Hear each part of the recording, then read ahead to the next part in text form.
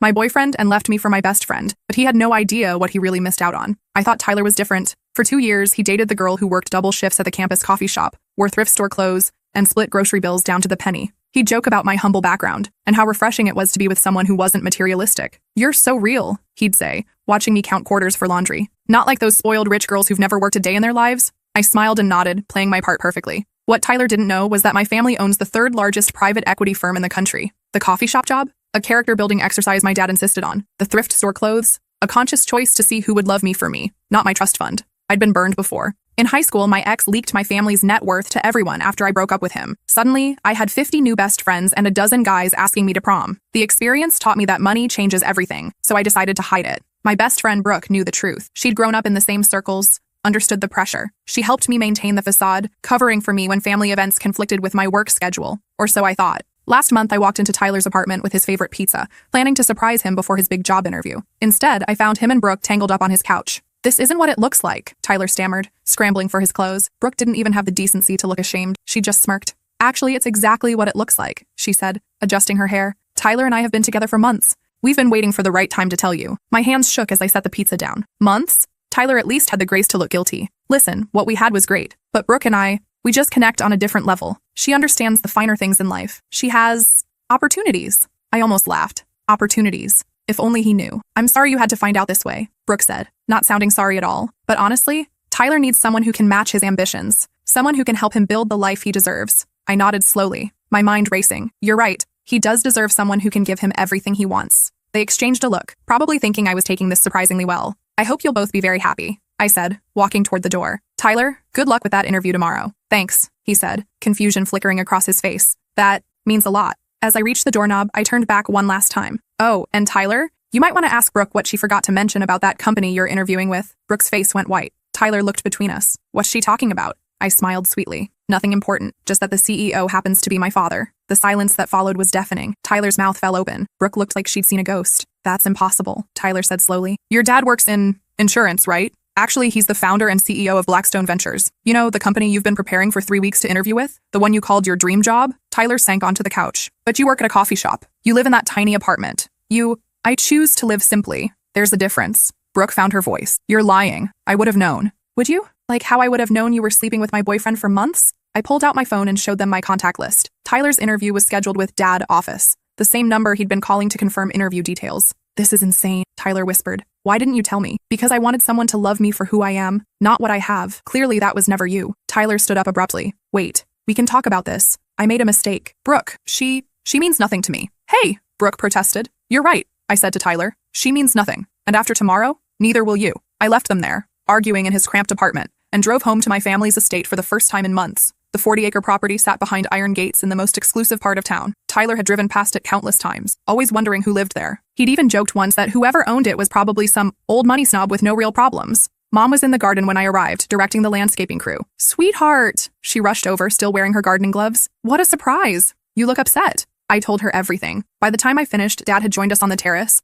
along with my older brother who was home from Harvard Business School. "So this Tyler character has been dating you under false pretenses," Dad said, his voice cold. "And your friend Brooke orchestrated this betrayal to get closer to our family's connections. That's about the size of it." My brother shook his head. "What did you say his last name was?" "Tyler what?" "Caldwell. Tyler Caldwell." Dad and my brother exchanged a look. "The Caldwell family owns that chain of mid-tier furniture stores," my brother said. "They're drowning in debt. Word is they're about to file for bankruptcy." "Interesting," Dad mused. "And this young man thinks he's interviewing for a position at our firm tomorrow. Are you going to cancel it?" I asked. Dad smiled. "Oh no, sweetheart. I'm going to conduct that interview personally." The next morning, I watched from the executive conference room's hidden viewing area as Tyler sat across from my father. He'd worn his best suit and practiced his handshake. He had no idea he was about to walk into an ambush. "So, Tyler," Dad began, reviewing his resume. "Tell me about your current situation." Tyler launched into his prepared speech about ambition and drive. Dad listened patiently, occasionally asking pointed questions about Tyler's background, his family's business struggles, his long-term goals. "I noticed on your application that you listed Brooke Whitmore as a reference," Dad said casually. "How do you know Brooke?" Tyler shifted uncomfortably. "She's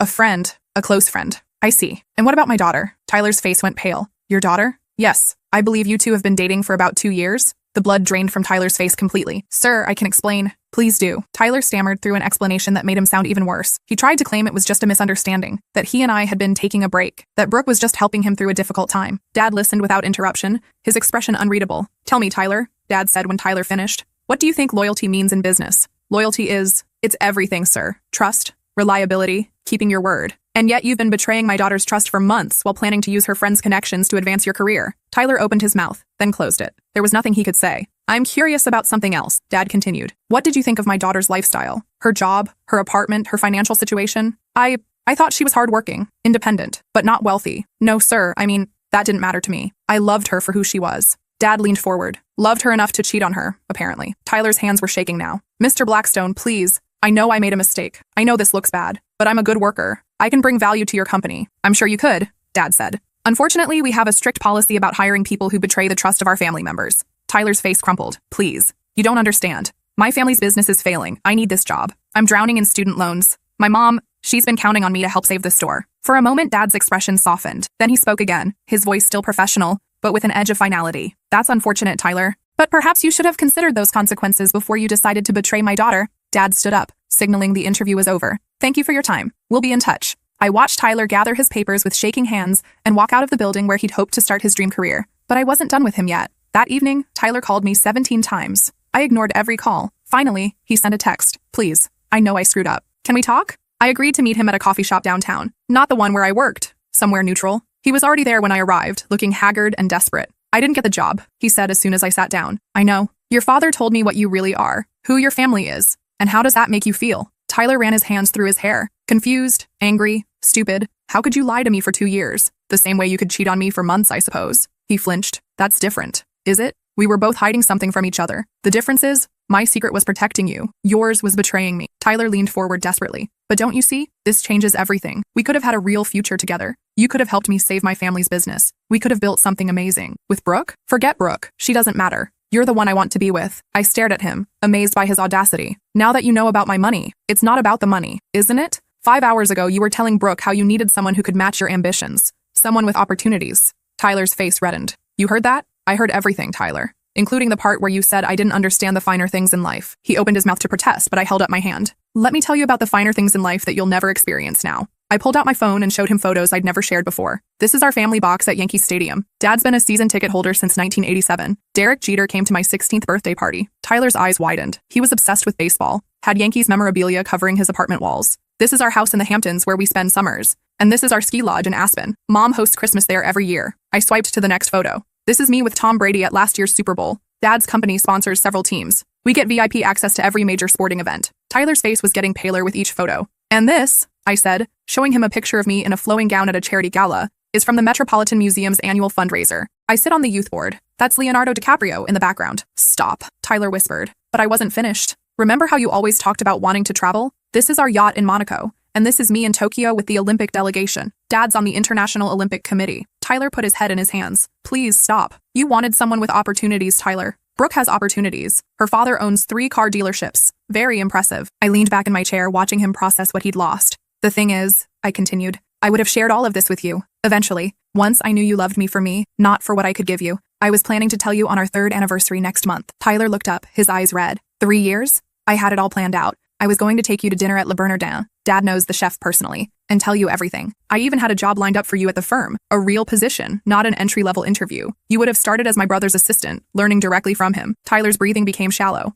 A job at Blackstone Ventures? Starting salary would have been $180,000, plus bonuses, plus benefits, plus the connections that come with being part of our family. He was hyperventilating now. But you chose Brooke instead, and her father's failing car dealerships. Tyler suddenly grabbed my hands across the table. I can fix this. I can make this right. Brooke means nothing to me. I'll never speak to her again. I gently pulled my hands away. Tyler, it's over. No, it's not. We can work through this. People make mistakes. I made a terrible mistake, but I love you. You love what I can give you. That's not true. I loved you before I knew about any of this. Did you? Or did you love the idea of having someone who wouldn't challenge you? Someone you could feel superior to? Tyler's face crumpled. Don't say that. It's true though, isn't it? You liked that I counted quarters for laundry while you paid for dinner with your credit card. You liked that I wore thrift store clothes while you critiqued other girls for being high maintenance. You liked feeling like the successful one in the relationship. Tyler was crying now. I'm sorry. I'm so sorry. Give me another chance. I stood up to leave. There's one more thing you should know, I said, about Brooke. Tyler looked up hopeful, probably thinking I was about to give him information he could use to win me back. She only slept with you because she thought it would get her closer to my family's money. She's been using you just as much as you've been using me. Tyler's face went white. What do you mean? Ask her about the trust fund her grandfather left her. The one that gets cut off if she doesn't marry someone from an approved list of families.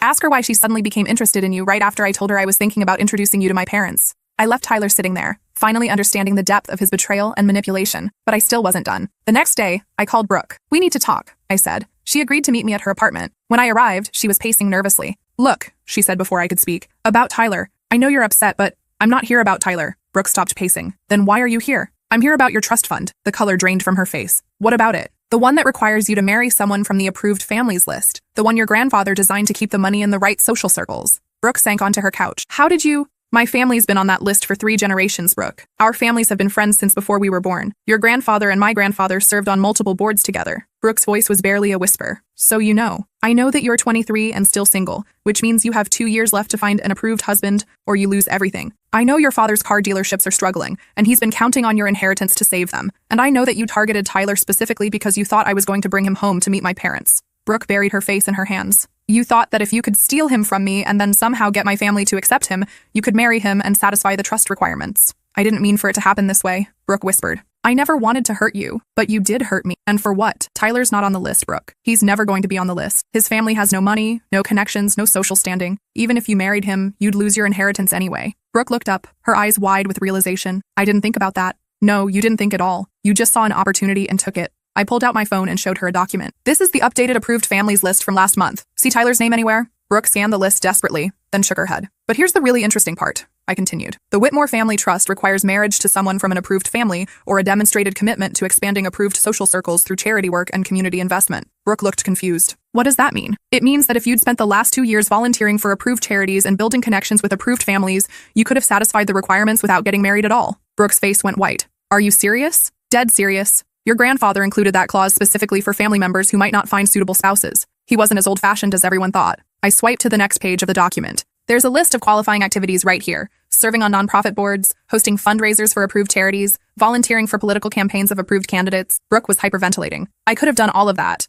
"You could have. Instead, you chose to destroy our friendship and steal my boyfriend for nothing." Brooke grabbed my arm. "You could still help me. You're on the list. Your family could sponsor me for board positions. I could make up for lost time." I gently removed her hand from my arm. "I could, but I won't. Please. My father's business will fail without that money. My whole family will lose everything." "Then maybe you should have thought about that before you betrayed the one person who could have helped you." I stood to leave, but Brooke blocked my path. "I'm sorry," she said desperately. "I'm truly sorry. I know I hurt you, but please don't let my family suffer for my mistakes." "Your family isn't suffering for your mistakes, Brooke. They're suffering from your father's poor business decisions and your grandfather's manipulation. You're just looking for someone to blame. I'll do anything to make this right. I'll tell Tyler the truth about everything. I'll publicly apologize.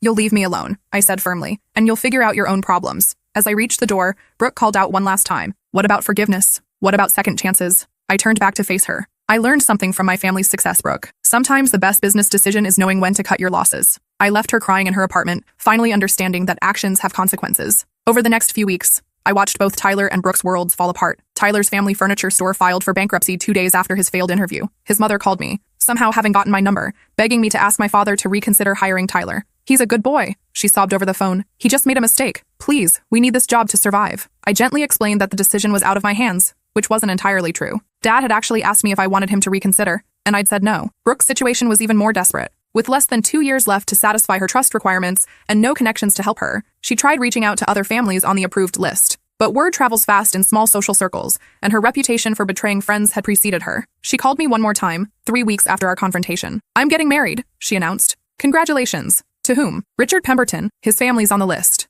I knew Richard. He was 67 years old, twice divorced, and had a reputation for collecting young wives. "Brooke, are you sure about this?" "I don't have a choice. It's him or lose everything. There's always a choice. Not for me, not anymore." She hung up before I could respond. 2 months later, I received a wedding invitation. Brooke and Richard were getting married at his estate in Newport. The invitation was formal, expensive, and completely impersonal. I didn't go. Instead, I spent that weekend at our house in the Hamptons with my family, finally ready to stop hiding who I was. "I want to start being more open about our wealth," I told my parents over dinner. "I'm tired of pretending to be someone I'm not." Dad nodded approvingly. "I think that's wise. The right person will love you regardless of money, and the wrong person will reveal themselves quickly," Mom added. My brother looked up from his phone. "Speaking of the wrong people, Tyler Caldwell is on Instagram asking if anyone knows how to get in touch with you." I laughed. "Block him." "Already did. But his posts are kind of pathetic. He's been writing these long captions about how he's learned from his mistakes and wants to make amends." "Let me guess," I said. "He's suddenly very interested in charity work and personal growth." "How did you know?" "Because he thinks he can reinvent himself and somehow win me back." Dad chuckled. "Some people never learn." 6 months later, I started dating again. This time, I was completely honest from the beginning about my family's wealth and status. I figured if someone was going to use me for money,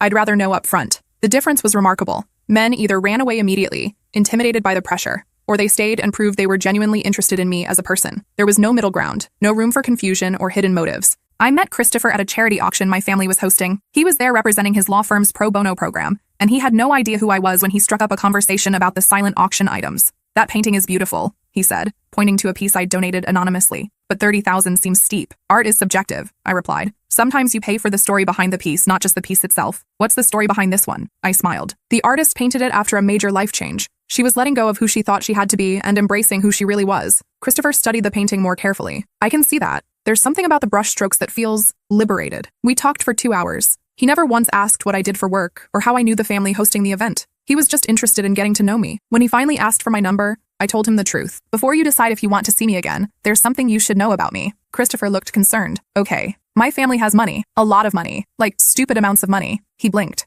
"Oh. And I'm telling you this because I've learned that it's better to be honest up front than to let people discover it later and feel deceived." Christopher was quiet for a moment, processing. "Can I ask you something?" he said finally. "Sure. When you say your family has money, are we talking nice house and good schools money or private jet and multiple homes money?" "Private jet and multiple homes." He nodded slowly. "And you're telling me this because I want to know if you're interested in me or my bank account." Christopher laughed. "Well, I was definitely interested before I knew about the bank account. Does that count?" "It's a good start. We've been together for 8 months now. Christopher has met my family, seen our homes, and even joined us on vacation in Italy. Through it all, he's remained exactly the same person I met at that charity auction. Kind, funny, and completely unimpressed by material things." The real test came when Tyler found out about Christopher through mutual acquaintances and tried to warn him about me. Christopher told me about it immediately. "Some guy named Tyler approached me at the gym," he said. "He claimed he used to date you and wanted to warn me about your family." My heart sank. "What did he say?" "That your family would try to control me, that you'd hidden your wealth from him and couldn't be trusted, that I should ask you about how you treated him." "And what did you tell him?" Christopher grinned. "I told him that if a woman was smart enough to hide her wealth from gold diggers, she was definitely smart enough for me." "You said that?" "I also told him that if he was going around warning your new boyfriends instead of reflecting on why you felt the need to hide your wealth from him, he was probably the reason you had trust issues in the first place."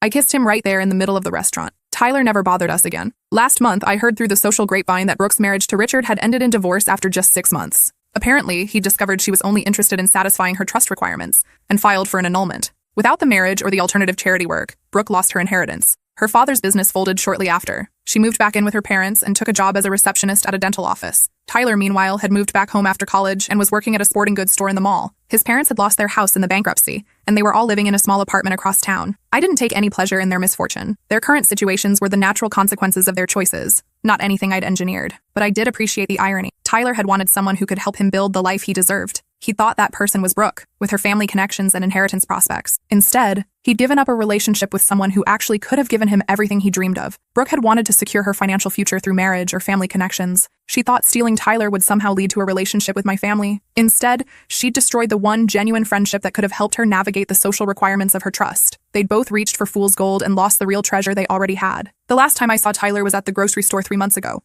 I was buying ingredients for a dinner party Christopher and I were hosting at my parents' house. Tyler was working the register. He recognized me immediately but pretended not to. I played along, acting like any other customer. As he rang up my items, expensive wine, organic vegetables, imported cheese, I could see him processing the cost. The total came to over $400, more than he probably made in a week. "Will that be cash or card?" he asked, his voice carefully neutral. "Card," I said, handing him my black American Express. As he processed the payment, I noticed his hands shaking slightly. "Have a nice day," he said, without making eye contact. "You too," I replied. As I walked away, I heard him tell his coworker he needed to take a break. I didn't feel vindicated or satisfied. I just felt sad for him. Tyler had always wanted more than what he had, and there's nothing wrong with ambition. But he'd been so focused on climbing the ladder that he'd forgotten to look at who was standing beside him, ready to lift him up. Now he was stuck at the bottom, looking up at everything he could have had if he'd just been honest and loyal. Sometimes I wonder what would have happened if I'd told him the truth earlier. Would he have stayed faithful? Would our relationship have worked out? I'll never know for sure, but I suspect not. The Tyler who fell in love with my thrift store clothes and humble apartment was the same Tyler who cheated with Brooke. The money would have just changed the surface details,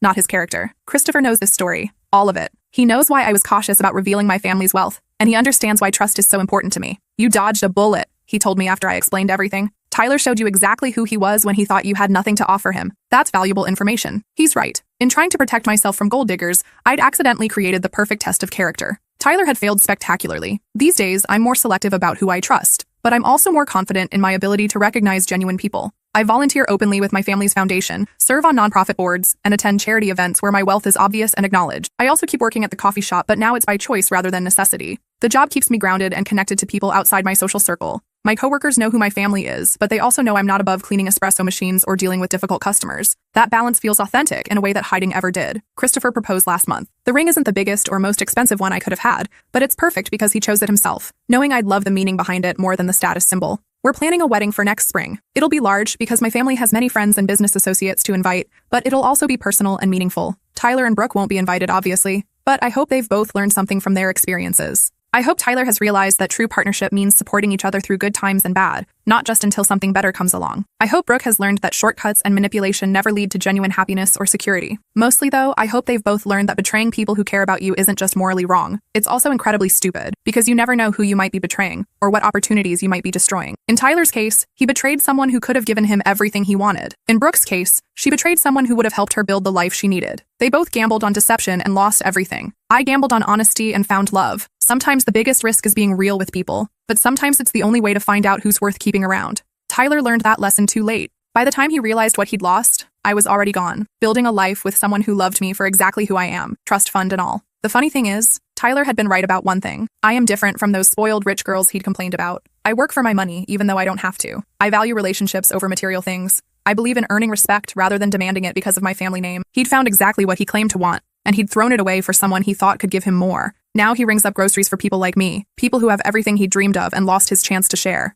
As for Brooke, she'd been so focused on gaming the system that she'd forgotten the system was designed by people who understood loyalty and trust. Her grandfather's money had strings attached because he'd wanted to ensure it went to family members who embodied certain values. Brooke had spent so much energy trying to work around those values that she'd never bothered to actually develop them. In the end, both Tyler and Brooke got exactly what they deserved, not because I punished them, but because their choices led them naturally to their current situations. I didn't ruin Tyler's career prospects. His betrayal of my family's trust did that. I didn't sabotage Brooke's marriage. Her mercenary approach to relationships did that. I didn't destroy their friendship. Their willingness to deceive and use each other did that. All I did was stop protecting them from the consequences of their actions. Sometimes the most powerful thing you can do to someone who's hurt you isn't revenge. It's simply stepping aside and letting them face the natural results of their choices. Tyler wanted someone who could advance his career. He got Brooke, whose connections led nowhere. Brooke wanted financial security through family connections. She got Tyler, who had no family connections worth having. They both got exactly what they asked for. I got something better. I got Christopher, who wanted a partner, not a bank account. And I got the knowledge that I'm strong enough to walk away from people who don't value what I bring to their lives. Tyler thought he was trading up when he chose Brooke over me. Instead, he traded away the only real chance he'll ever have at the life he wanted. That's what happens when you mistake fool's gold for the real thing. Sometimes the most valuable things come in humble packaging. And sometimes the biggest mistake you can make is not recognizing treasure when it's right in front of you. Tyler learned that lesson too late. But I learned something too. I'm worth more than settling for someone who sees me as a stepping stone instead of a destination. And that's a lesson that will serve me well for the rest of my life.